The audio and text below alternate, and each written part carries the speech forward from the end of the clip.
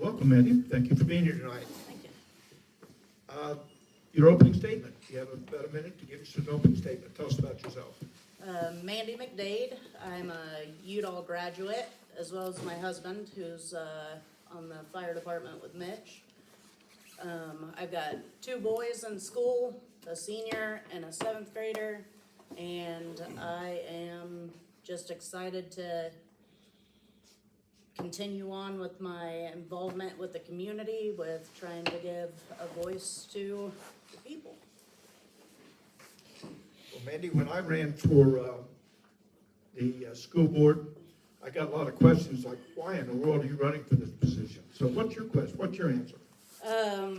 I think we can do better as a district with supporting the students, their families, the teachers, and the community. I think we need to ensure that the policies align with our community values and that they're effective. With that, what do you think the biggest issue is for Udall? I think retaining good teachers is one of our biggest issues. Also, like James said, we're lacking a little bit in our special education. We really need to fix the shortfalls that we've got there. We'll go to school funding since you mentioned that. What do you think, how do you feel about the budget?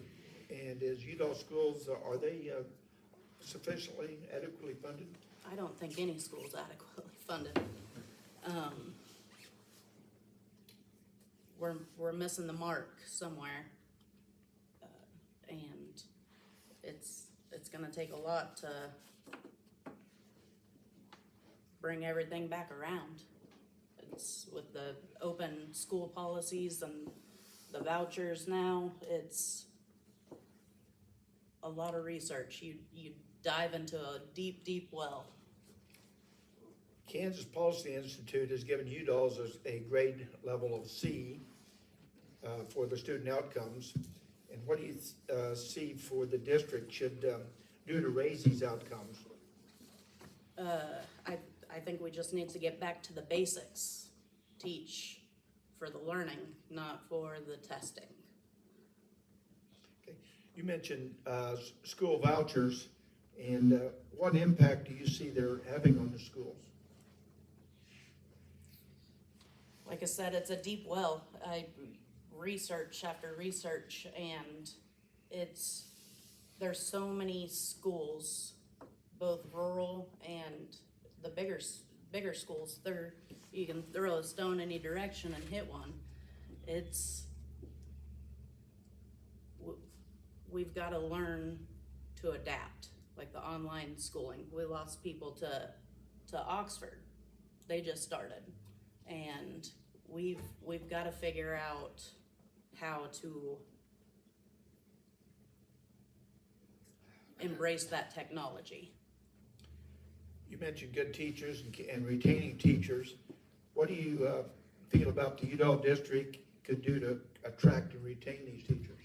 We've got a good core set. We've got Mitch's wife. She was here when my husband and I went to school. Tammy Tannehill's been, she was at the grade school with my boys, came up to the middle school and is teaching. Phenomenal.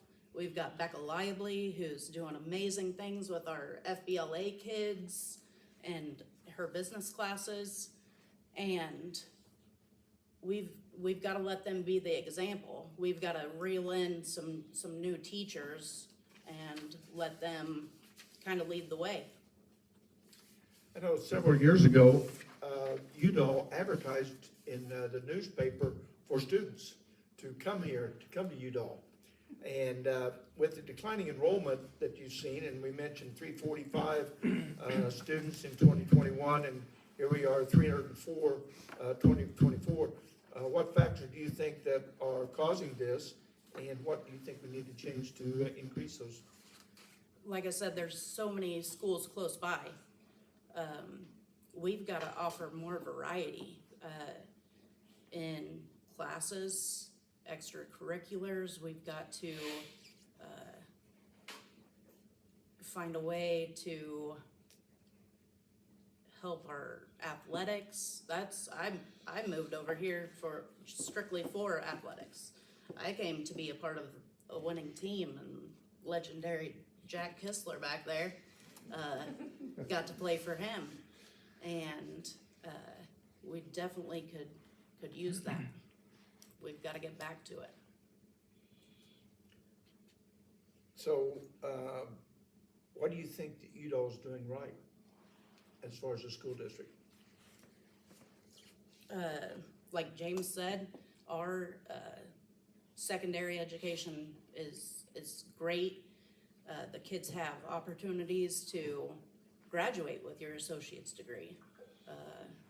My kid's been taking college classes the last 3 years of high school and is doing great. I worked for the school for 5 years as a transportation director, and I got to drive some of those kids to their Cali classes, and they're just, it's a great opportunity, and we are doing a lot of good things with the CTE program. So we'll move to our last question, and that is, let's say a high school student comes to you after requesting a Charlie Kirk book to be added to the school library. And the person working in the library explains to the student that this would be disinformation and will not be added. What actions would you take? What policies would you try to implement, if any? Like James said, there's a chain of command, a way to do things. I'd advise that student to come to a board meeting and maybe bring it up, see if they can talk them into putting it in there. Okay. The last question I have would be that you have a closing statement, so take away. I would just like to thank you guys for being here and putting this on, and the community members coming out and being involved, and that's what we need. It takes a village. It does. And if we want our kids to continue and then come back and be a part of this community, we've got to push. We've got to figure out how to get them in here, more people in here.